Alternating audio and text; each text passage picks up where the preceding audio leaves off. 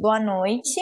Então, a aula de hoje vai ser de ácido base, só que vão ser exercícios.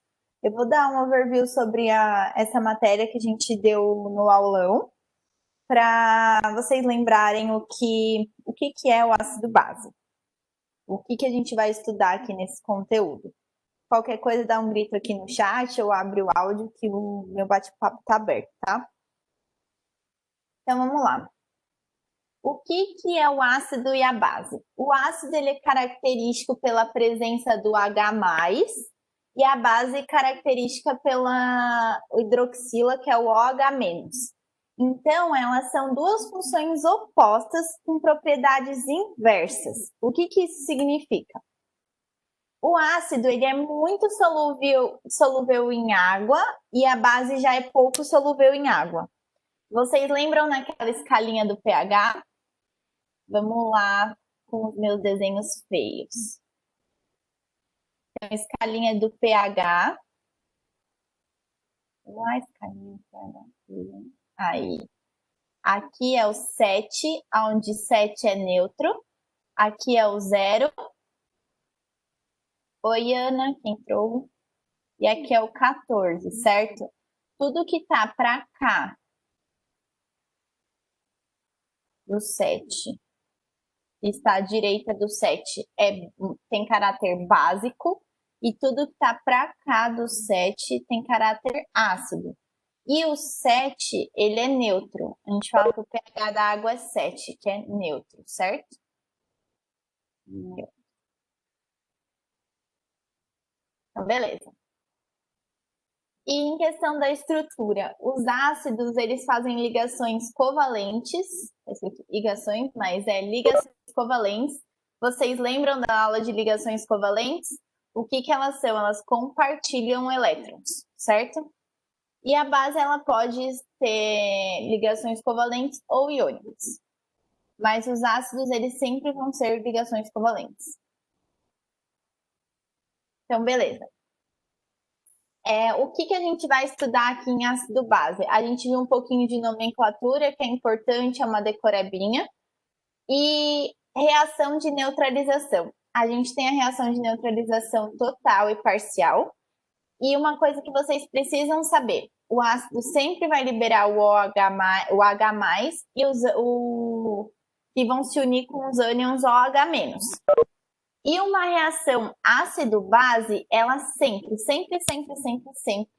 vai formar um sal e uma água. Uma coisa legal que eu quero que vocês percebam aqui nessa reação que está aqui no slide.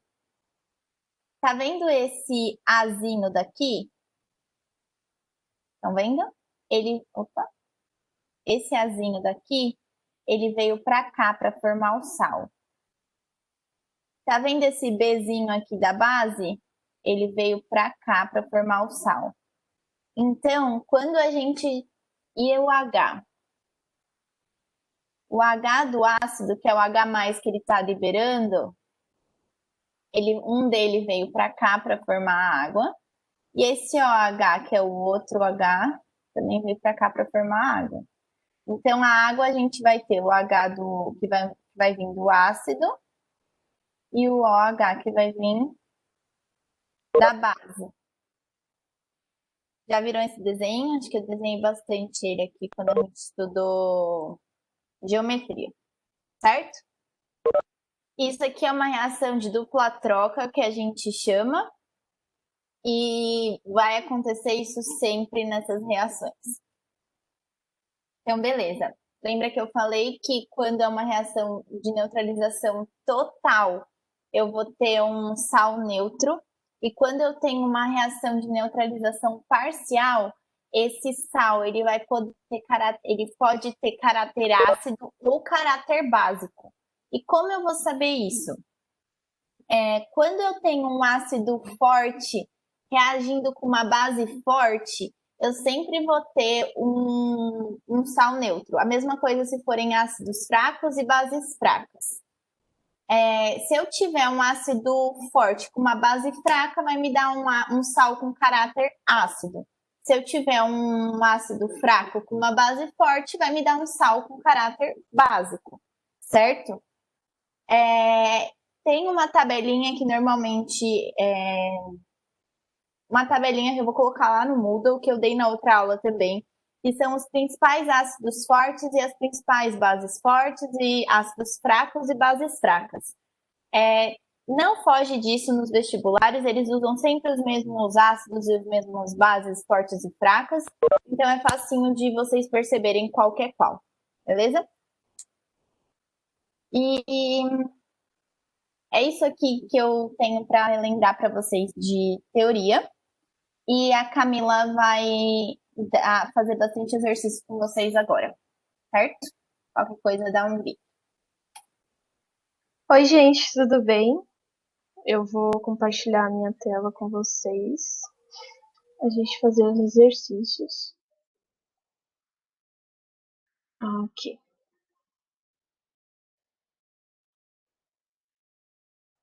Ai, calma aí. Pronto, vocês estão me ouvindo bem? Mari, eu não tô conseguindo ver o chat agora, então qualquer Tá, coisa eu você. vejo aqui. Ah, Pode ficar tranquila. tá bom então. Certo. Então vamos lá, né? Treinar o que a gente já viu e relembrou agora. O primeiro exercício é o hidróxido de sódio, conhecido no comércio como soda cáustica, é um dos produtos que contaminaram o rio Pomba, em Minas Gerais, causando um dos piores desastres ecológicos no Brasil. Dessa substância, é incorreto afirmar que esse é um exercício que caiu no vestibular da Mackenzie, porém é um exercício com cara de Enem, porque o Enem costuma cobrar muito sobre a parte da química ambiental, né? Então, ele deu a substância, que é o hidróxido de sódio, e a gente tem que achar qual é a alternativa incorreta, certo? Alternativa A, tem fórmula NaOH, tá certo. Tudo que termina com H a gente vai chamar de hidróxido, e esse Na é o sódio. Então, ficaria hidróxido de sódio.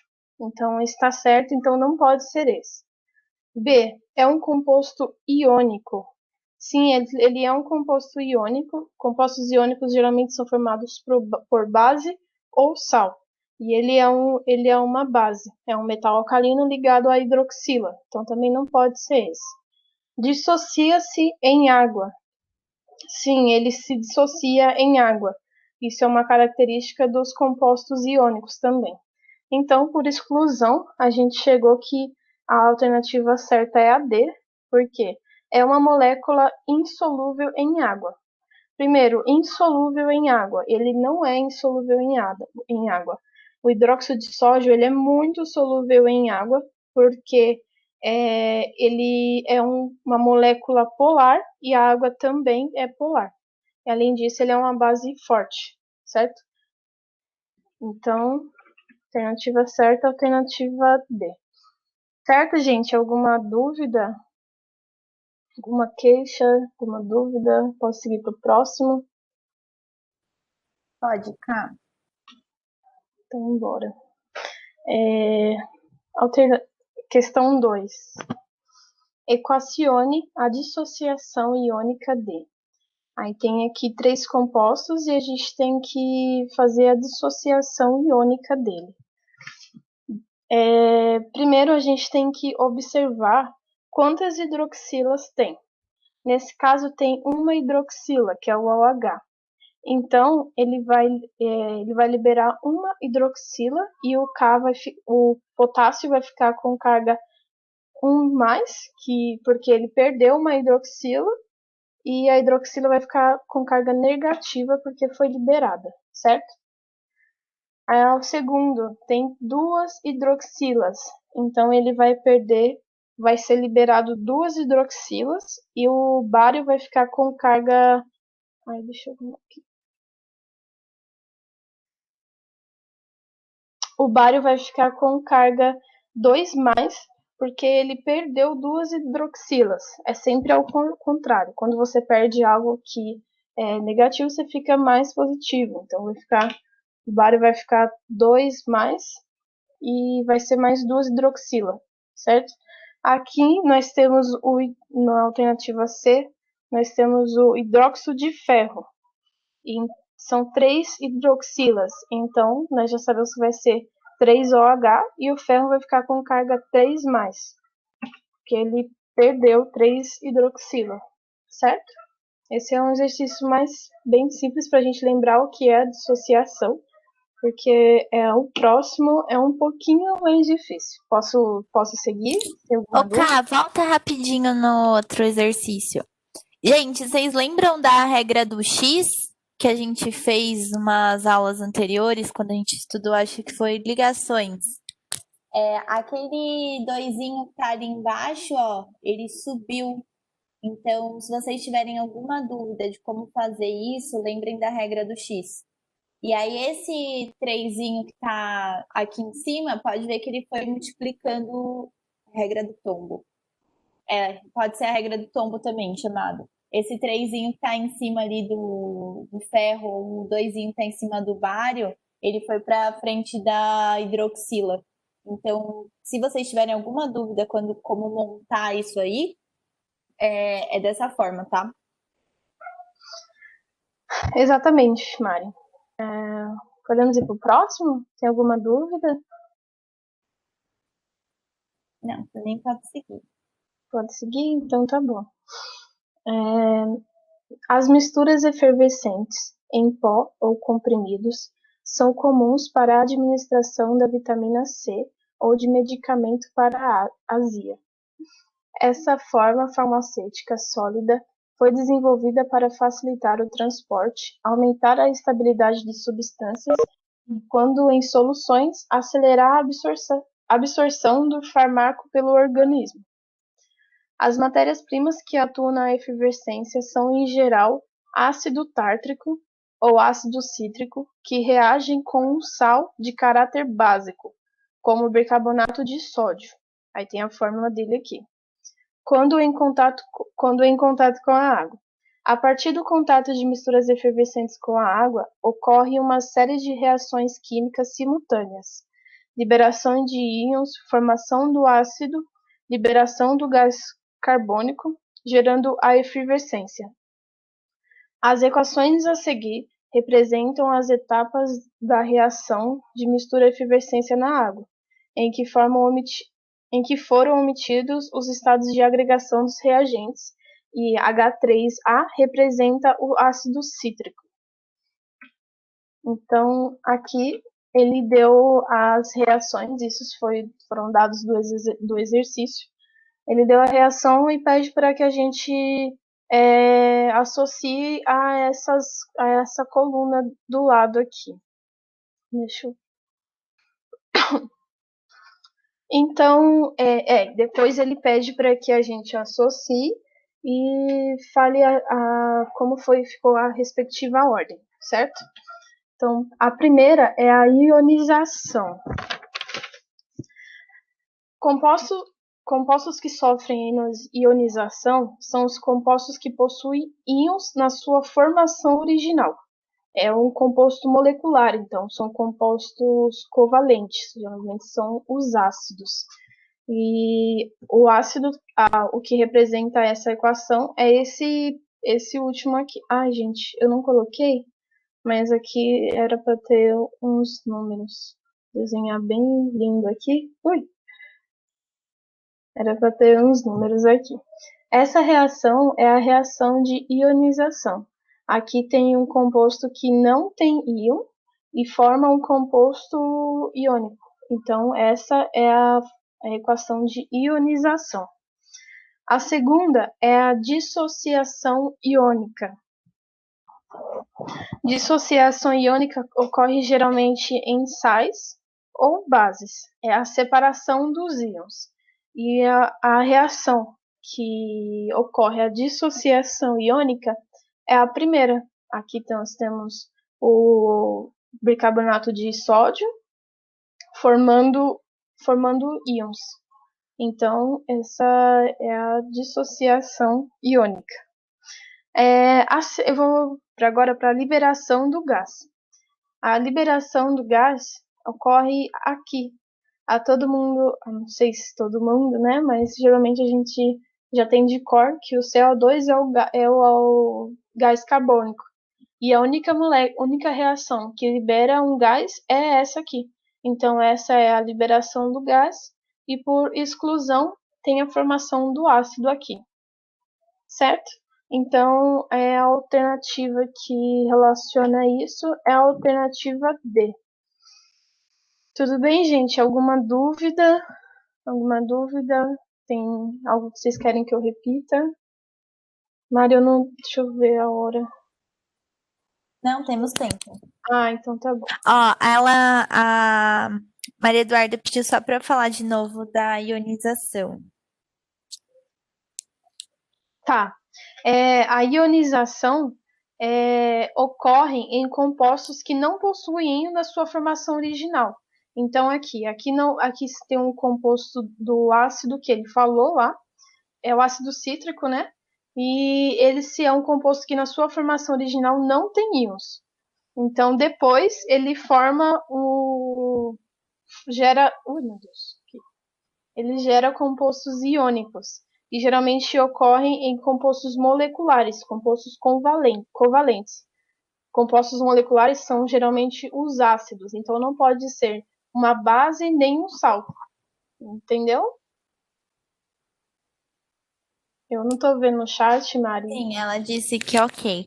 Você entendeu a diferença de ionização e dissociação iônica?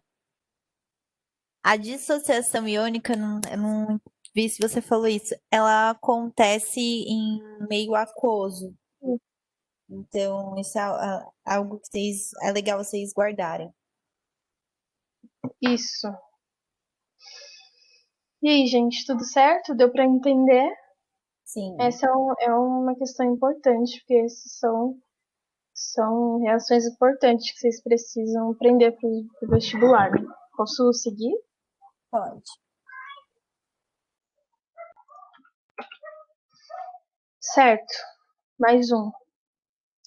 Os frascos A, B e C, contendo soluções aquosas incolores de substâncias diferentes, foram adicionadas gotas de fenolftaleína.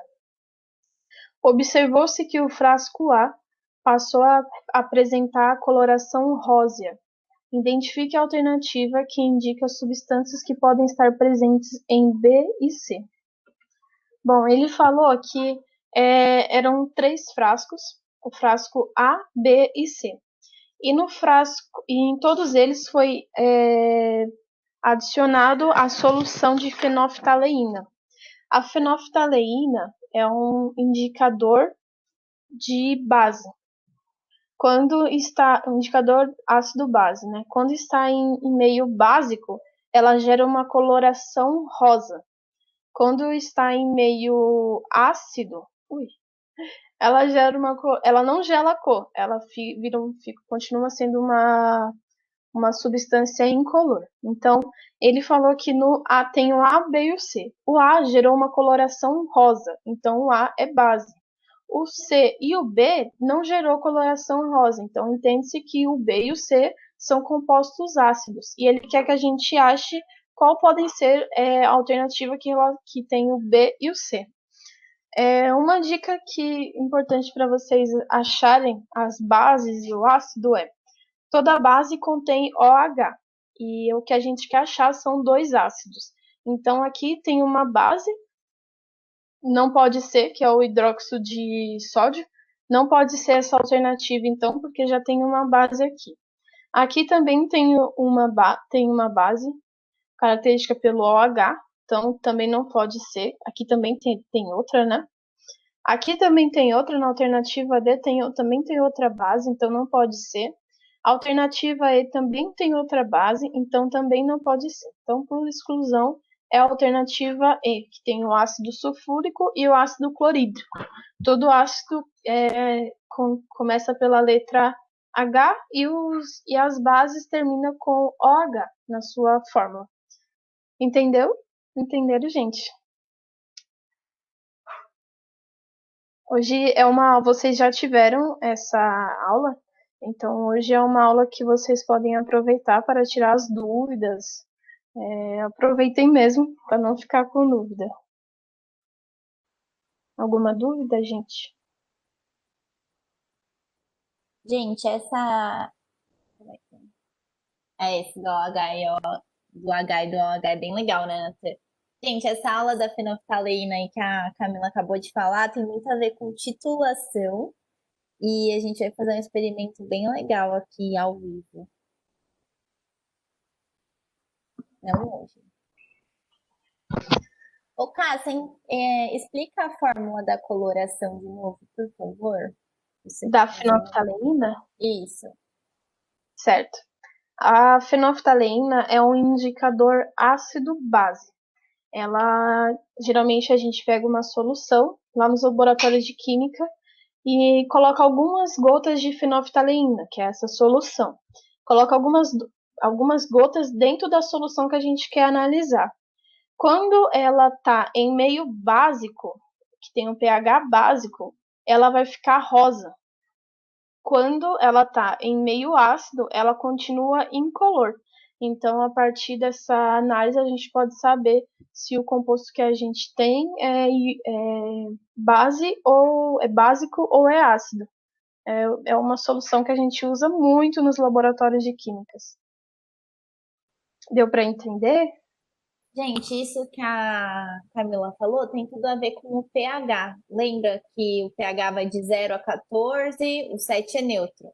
Então, nesse caso, a fenolftaleína ela reage para pHs básicos. A gente tem outros indicadores, tipo azul de metileno, alaranjado de metila, que eles pegam outras zonas de pH, que nem o alaranjado de metila, ele pega uma região ácida.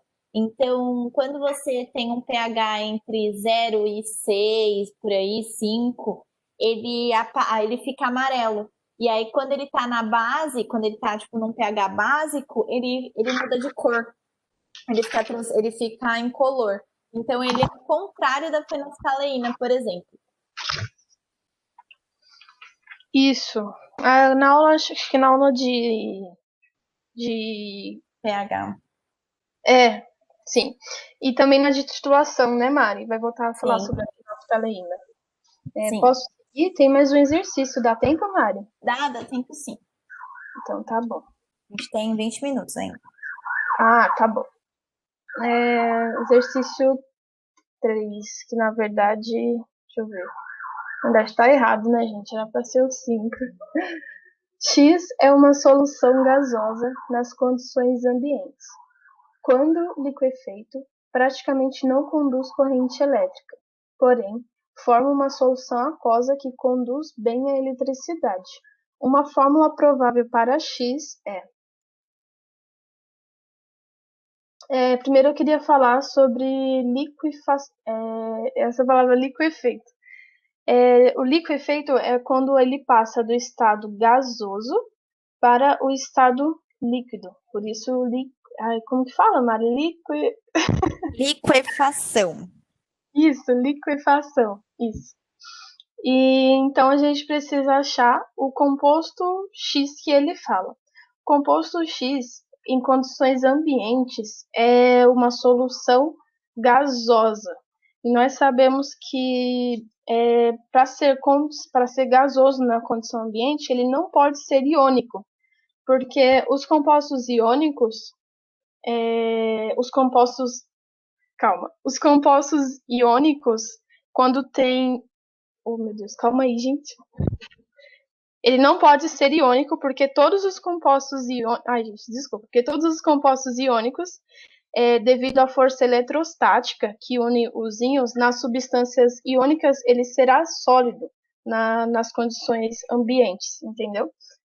Eu me embolei toda, mas o que eu queria falar é que os compostos iônicos, eles são sempre sólidos na sua formação ambiente, no seu estado ambiente, seu estado ambiente mesmo. Então, gente, sabe, eu vou fazer um plim-plim porque isso acontece rapidinho. lembra que as ligações iônicas, elas acontecem das famílias 5, 6 e 7, juntando com a família 1, 2 e 3. Então, se você olha na tabela periódica, normalmente mostra qual é em qual estado físico esse elemento está. E se um elemento na temperatura ambiente ele está sólido, ele vai continuar sendo sólido. Só que como essas moléculas têm uma forte interação, eu desconheço um gás que tem uma interação tão forte que nem as ligações iônicas. Então é por conta disso que da tabela periódica que a gente falou, da família 1, 2, 3 com a família 5, 6 e 7, que esses elementos estão no estado sólido, que eles vão estar no estado sólido, certo? Isso, Mário. Certo.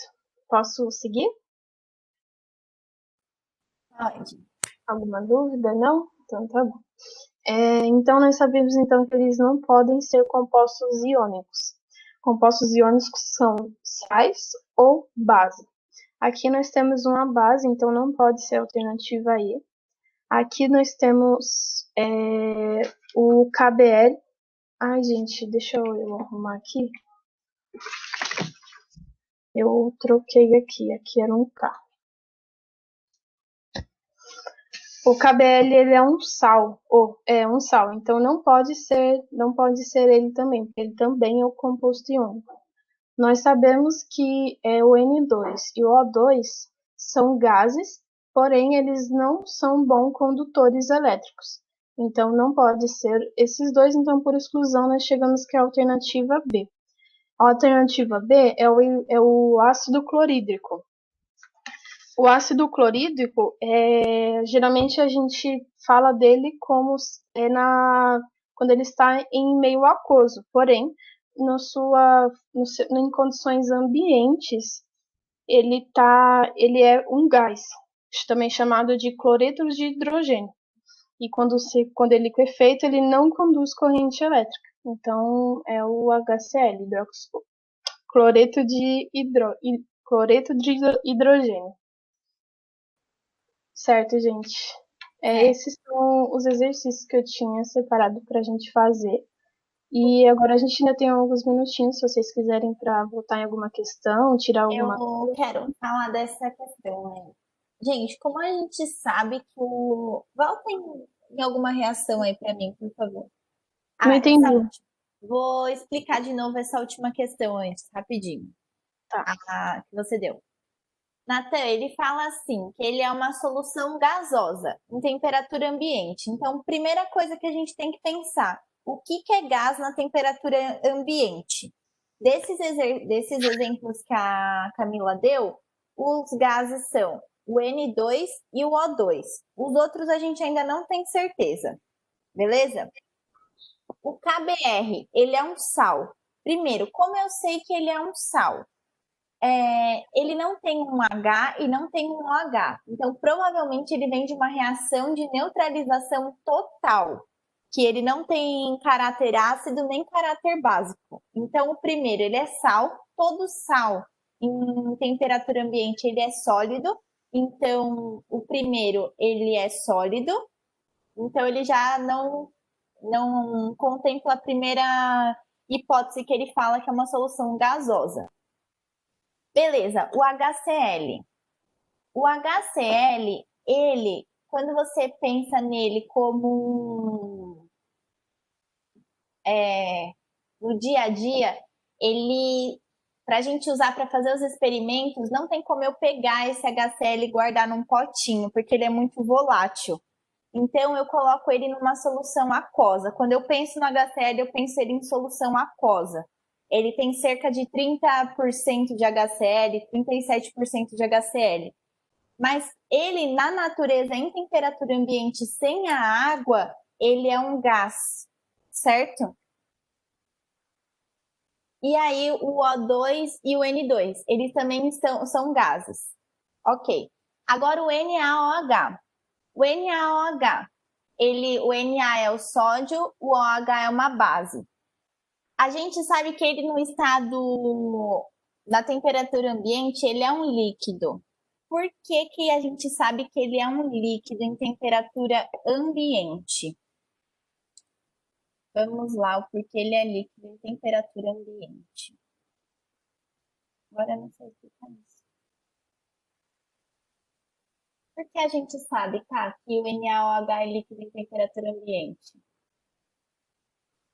Camila?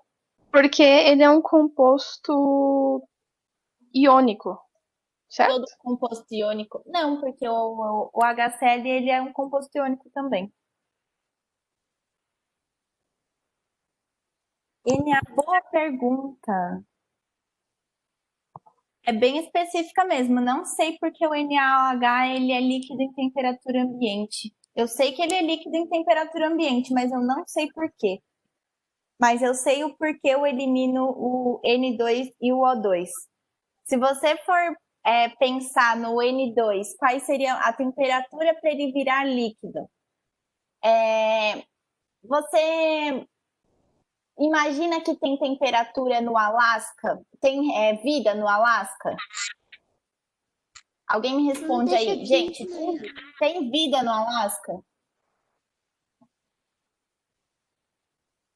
Gente, sim, tem vida no Alasca. Então as pessoas respiram no Alasca, certo? A 0 graus lá faz, sei lá, às vezes menos 50 graus e as pessoas respiram no Alasca. Então lá tem ar. Ar é 78% nitrogênio e 21% oxigênio. Então, há vida no Alasca, há ar no Alasca. Então, esses dois gases é muito difícil a gente transformar ele para líquido. Se a gente for pensar, beleza, eles são gases, mas por que eu vou eliminar ele que não vai ser nenhuma dessas duas questões? Porque quanta temperatura negativa eu vou ter que dar para esse gás se transformar em líquido? Gente, de verdade, eu nunca vi O2 líquido, nem N2 líquido. Agora, o HCl, praticamente, quando liquefeito, praticamente não conduz energia elétrica. Porém, quando forma.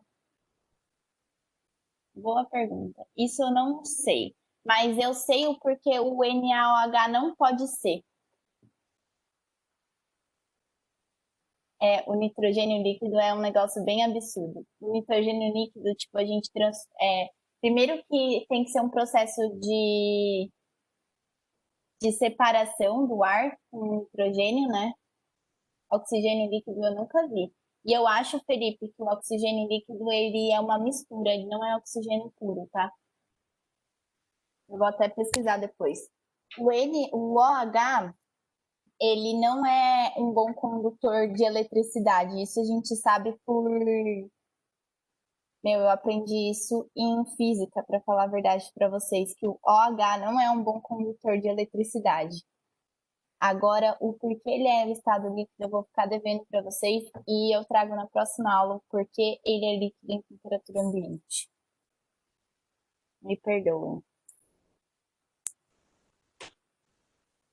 Alguém tem mais alguma dúvida? Eu vou rever esse exercício e eu trago na próxima aula.